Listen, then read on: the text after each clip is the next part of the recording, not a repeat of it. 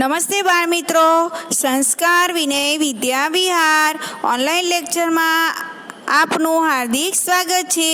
આજનો આપણો વિષય છે સામાન્ય જ્ઞાન।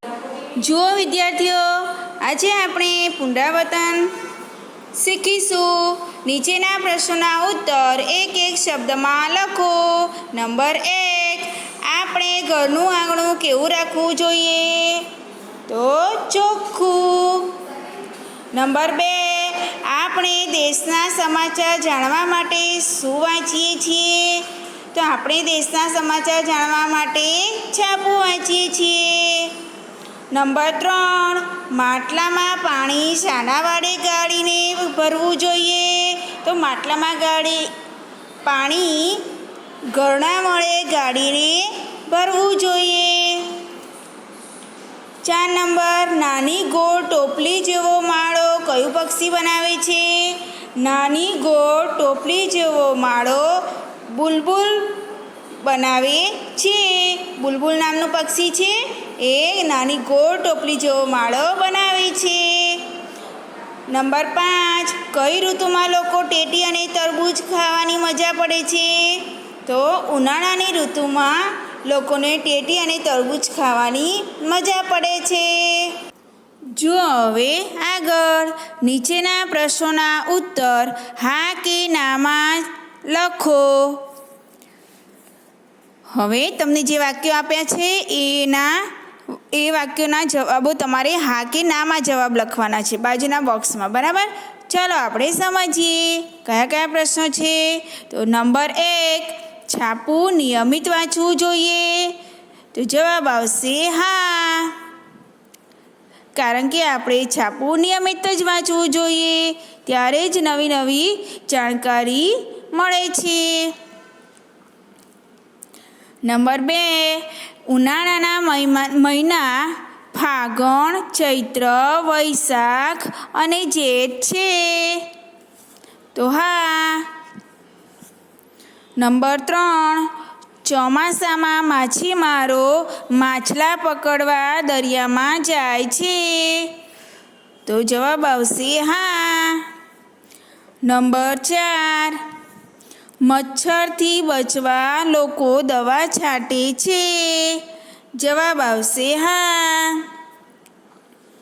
નંબર 5, શિયાળામાં રાત કરતાં દિવસે ઠંડી વધારે લાગે છે?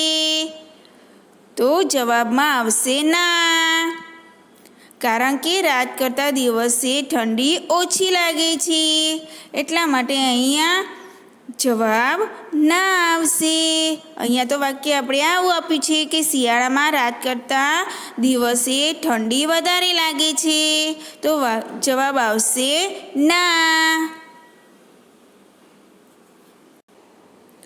જો આપણે હવે ખાલી જગ્યાઓ જોઈશું। નંબર 1, ભેખડના પોલાણમાં ખાલી જગ્યા પક્ષી માળો બનાવે છે? તો કયું પક્ષી આવશે ખાલી જગ્યામાં? કલકલિયો।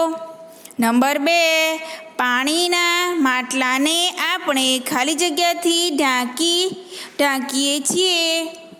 તો પાણીના માટલાને આપણે બુજારાથી ઢાંકીએ છીએ, જે ઢાંકણ છે ને એને બુજારું કહેવાય, તો ખાલી જગ્યામાં આવશે બુજારું। નંબર 3, આપણે ઘરના કામમાં મમ્મીને ખાલી જગ્યા કરવી જોઈએ? તો આપણે ઘરના કામમાં મમ્મીને મદદ કરવી જોઈએ। નંબર 4, ખાલી જગ્યા ઝાડની ટોચે ડાળખીઓનો માળો બનાવે છે? તો ખાલી જગ્યામાં આવશે બગલો। નંબર 5, આપણા ઘર ખાલી જગ્યા ચણે છે? તો આપણા ઘર કળીઓ ચણે છે। હવે જોઈએ માગ્યા મુજબ 2 નામ લખો। તો નંબર 1, છોડના 2 નામ। તો છોડના 2 નામ કયા કયા લખીશું આપણે? તો એમાં આવશે ગુલાબ અને તુલસી। નંબર 2, કુદરતી 2 વસ્તુઓ। તો પર્વત અને દરિયો। પાણીના બે સંગ્રહ સ્થાન. તો પાણીના બે સંગ્રહ સ્થાનમાં તળાવ અને નદી. વંદનને પાત્ર બે વડીલો,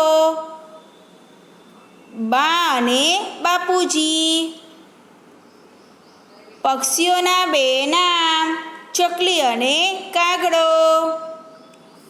ફૂલોના બે નામ, મોગરો અને ગુલાબ. જંતુઓના બે નામ, માખી અને ભમરો.